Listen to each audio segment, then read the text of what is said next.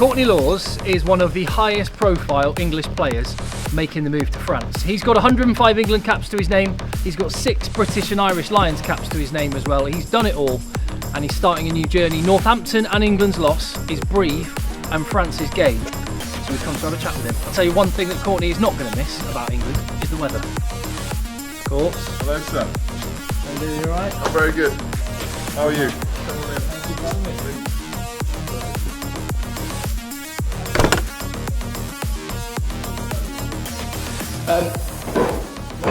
So, Courts, thank you for having me. Pleasure.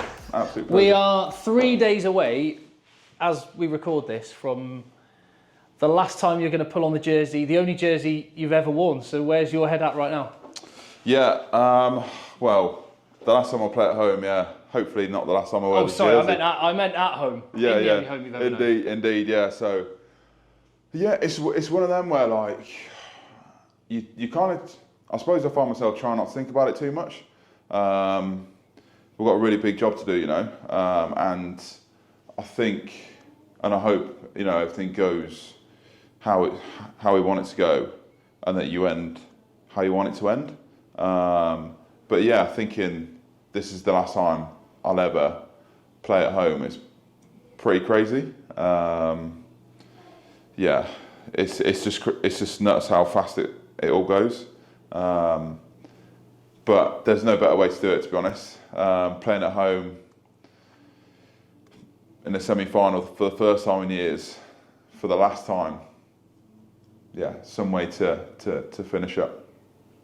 There's a really interesting subplot as well when you look at yourself and Owen. Yeah. 2 England captains, storied careers, 1 club men, and you're both duking it out one last time. Yeah, I know. Yeah, yeah, and it's great to actually to go out, like I said, like that as well with Owen. As we've spent an awful lot of time together. We played a lot of games together. We've been in a lot of pressure situations, kind of in the thick of it with each other as leaders, as you know, brothers. So yes, it's gonna be a really good game. He's the kind of player that will always turn up in a situation like this, and yeah, he's going to give us a run for our money for sure. But you know, we're very much prepared.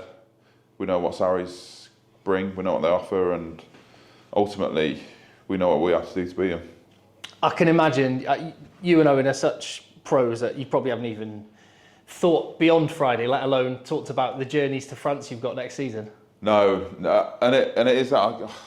But doing all these kind of, you know, you get all the awards dinners at the end of the season and all that kind of stuff, and you get asked the question quite regularly. But honestly, you don't really think about it. Like, I'm obviously we're getting stuff as a family sorted in the background because you have to, because we'll be moving out relatively soon. But ultimately, I haven't even begun to think about what next year is going to be like. It's not really registered, because you are so focused on the here and now, and you have to be. You can't look into the future. You can't look past salaries, and you certainly, you know, can't look past the final. So if you get there, yeah. So honestly, haven't had too much thought about it, but yeah, just quietly in the background getting stuff sorted out.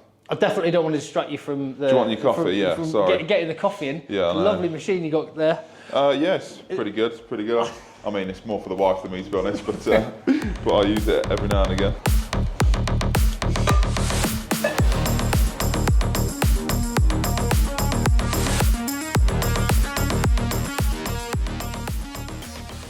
This is from my perspective. I don't know how you would assess it, but there's an argument to say you've had, if you include the World Cup through to now, you've had one of, if not your best season. Yeah, I think one of. I've had, to be honest, I think I've only had about 2 or 3 seasons in my whole career where I've actually got through without an injury, and I think that's probably one of my biggest regrets, is that I could never really stay on the pitch long enough to get where I wanted to be, and I've just been, you know, you've always got to be relatively lucky in rugby to not hurt yourself, but I've been lucky this season to actually stay on the pitch and, you know, get to play a lot, which is good fun more than anything else. But look, if Lions was at the end of the season, I could see myself going. But it's next year. Yeah. Do you know what I mean? So there's a ton of really good back row in England, in Britain and Ireland, and I can't see them taking an old man like me, to be honest. But look, if I got the call, I'd certainly be there. I'd just take my family out, spend all the money I'd make out there on getting them around the country and enjoying the rugby. But yeah, I'm not expecting a call. Can't lie to you. A lot of people will be having that same conversation over the next year about your mate Faz, and Yeah. I'm curious, like, what, because he seems like one of the most misunderstood characters ever. So, like, tell us about Owen Farrell. Yeah, I think because he can come across not too friendly in the press and stuff like that. Yeah.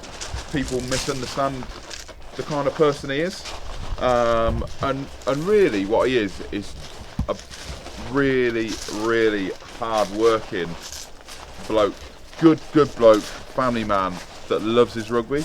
You know, he's grown up with it.